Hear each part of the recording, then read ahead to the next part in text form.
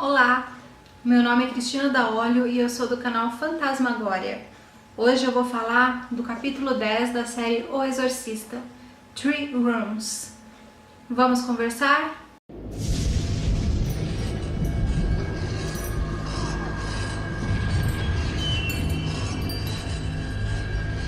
O episódio 9 acabou com a entidade que está em Regan conversando com a família, explicando que houve uma integração.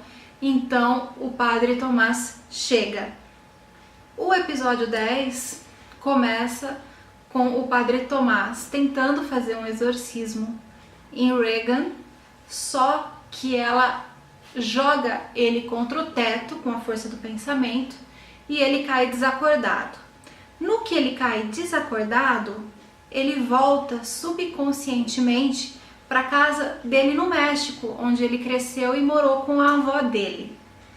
Ele chega, olha, estranha aquela situação e aí ele vê o Padre Marcos, ou o que parece ser o Padre Marcos, e eles começam a conversar. O Papa Sebastian está chegando a Chicago.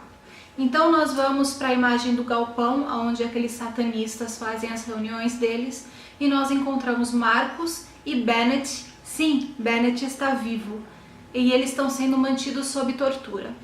Simon vem com aquele pote de cinzas e ele dá uma escolha tanto para Bennett como para Marcos. Ou eles morrem lentamente, ou eles aceitam uma vida eterna fazendo a integração demoníaca. Como os dois padres são uma rocha de fé e eles não aceitam, o Simon ele vem com uma faquinha toda enferrujada e corta profundamente um pulso de cada padre e fala: olha, vocês têm aí um tempo para pensar até que a morte chegue. E aí ele senta e fica esperando a decisão dos padres. Voltando ao México, o padre Tomás e o padre Marcos estavam conversando e Marcos começa a jogar as culpas de Tomás na cara dele. Então ele começa a ter que enfrentar os seus erros, as suas mentiras, a sua vaidade e as suas culpas. Então ali ele está sendo confrontado com tudo isso. Enquanto isso, Regan coloca uma faca na mão do padre Thomas, que está desacordado. Quando ela põe essa faca na mão dele, automaticamente lá no subconsciente, Marcos também entrega uma faca a Tomás. Pazuzu ou Regan flagelam a família, o Henry, a Cat e a Casey. Então ela tá ali flagelando eles. E aí a Cat, ela enfrenta Pazuzu. Ela fala: que tipo de demônio é você? Que foi derrotado por uma garotinha, que foi jogado de uma janela. E ele vem, Regan, né? Gente, eu vou falar Pazuzu, tá? Porque vai ter uma hora que não vai ter como usar o nome Regan, tá bom? Então Pazuzu, que está no corpo de Regan, vai para bater na cara da Cat, só que a mão para no meio. O que acontece? Alguma coisa nessa fala lá no subconsciente, dentro do corpo da Regan, a Regan acorda. E aí vem aquilo: mas a entidade não tinha falado que houve uma integração? Se há uma integração, a alma da Regan é realmente extinta e a possessão ela é permanente. Mas não, o demônio mente. Na minha opinião, não tem como Regan estar integrada. Porque quando ela pede para ele entrar nela, não foi por um desejo: eu quero que você realmente venha, como acontece com os padres integrados, os padres satanistas. Não, quando ela fez isso, ela fez num sacrifício máximo de salvar Casey. Então, ela estava adormecida e algo naquela fala da Cat faz com que ela acorde. Quando a Regan acorda, ela está no quarto dela em Georgetown, aquele quarto muito parecido com o do filme de 1973. Então ela tá ali, que é um canto onde ela se sente protegida. E aí ela vai até a porta e o Pazuzu, que está lá do lado de fora, ele sabe que ela acordou. Porque quando ele foi dar o tapa, ele sentiu que ela acordou. Então ele começa a falar com ela, me deixa entrar, você vai ter que me deixar entrar. Então ele começa a jogar com ela. E como ela fala que não vai deixar ele entrar e fecha a porta, ele diz que os gritos e os sons que ela vai ouvir vai forçá-la a deixar ele entrar. Ele tá queimado, inteiramente queimado, com garras. Realmente aí já é uma aparência um pouco mais demoníaca, bem diferente do que a gente está acostumado a ver do vendedor. Aí a minha pergunta: Pazuzu estava do lado de fora do quarto da Regan, está em Regan e também está no subconsciente do Tomás. Pazuzu conseguiria fazer isso sozinho ou ele vinha com uma legião? Fica uma questão aí. Se dá para ele se dividir assim, ou uma entidade poderosíssima, não sei, ou se ele vem com uma legião para ajudar ele a concretizar os planos. Voltando ao galpão, o Simon está sentado em frente do Marcos, tentando convencer ele a aceitar o Vocari Pulveri. E ele diz que depois de tantos sacrifícios, o que ele recebeu da igreja? O Marcos recebeu a excomungação. Então que não valia a pena ele morrer pela igreja. Só que Marcos diz para ele o seguinte, confrontando um dos seus irmãos bastardos, lembrando que o Simon está integrado com um demônio. Então Marcos fala, confrontando um dos seus irmãos bastardos, o mundo se partiu ao meio e eu pude ver a Deus. Então não, eu não vou morrer pela igreja. Eu vou morrer por ele, por Deus. Então o Simon perde a paciência, joga as cinzas para o ar fazendo o ritual do Vocari Pulveri, deixa aquela entidade para escolher quem quer possuir e ele sai porque afinal o Papa Sebastian está chegando. Fica no galpão 2 padres integrados, Marcos e Bennett e Maria. Pazuzu começa um jogo sádico, onde ele vira o martelo e para quem o martelo apontar, essa pessoa vai ter que pegar o martelo e machucar uma pessoa da família. O martelo para em Casey, ele faz a Casey pegar o martelo e manda bater na Cat com toda a força que ela tiver. Claro que a Casey não quer fazer, e aí o Pazuzu fala, se você não fizer, eu vou arrancar os 2 braços do seu pai. E estica com a força do pensamento os braços do Henry, puxando para realmente arrancar os braços. Ela fala, eu vou contar até 10. Se você não bater na sua irmã, eu vou te arrancar os braços do seu pai. E aí começa a contagem, começa uma situação agoniante, a Casey não consegue fazer, a Cat numa hora pega o martelo dela e bate no joelho, quebrando o joelho. Pazuzu se diverte com toda aquela situação e a Regan no subconsciente começa a escutar os gritos. E o demônio mais uma vez pede para ela deixar ele entrar. As cinzas, a entidade está em volta de Bennett. E Bennett dá a entender que está escutando a voz da irmã.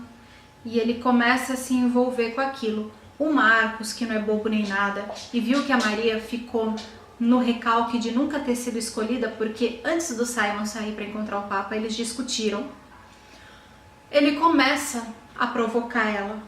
Ele até relembra a história de Renfield, o ajudante do Conde Drácula, que queria virar um vampiro, só que no final, como ele não é mais útil para o mestre, Drácula acaba quebrando o pescoço dele. Então ele remete a essa história para que ela vá ficando com raiva, para incitar nela a vontade de fazer aquela entidade entrar e eles terem uma chance de escapar. E é exatamente o que acontece. A Maria, ela vai para o meio, ela com muita vontade, ela pede para aquela entidade entrar nela e a entidade entra.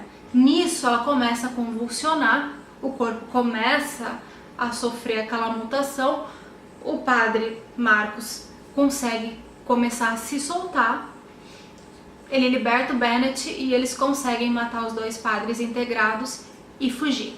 Tomás, que ainda está desacordado, lá no subconsciente está enfrentando as suas culpas. O que acontece? Marcos, ou o demônio que se apresentou na forma de Marcos, começa a incitar ele a cometer o suicídio. E aí, na hora que ele está realmente com a faca no pescoço, tanto desacordado, ele levanta a mão e põe a faca no pescoço, quanto no subconsciente, ele se vê na igreja. E nesse momento ele tem um insight, e aí ele fala, não, peraí, se eu me matar, minha alma está condenada ao inferno, o suicídio é um pecado mortal. Então nisso ele começa a fazer um meia-culpa, ele começa a reconhecer seus erros, a sua vaidade, ele começa a expurgar os seus pecados. Pazuzu volta a querer começar a tortura novamente da família Rance, e a Casey se levanta e fala para a mãe dela, mãe, luta, eu sei como é que é, mas você pode lutar contra ele.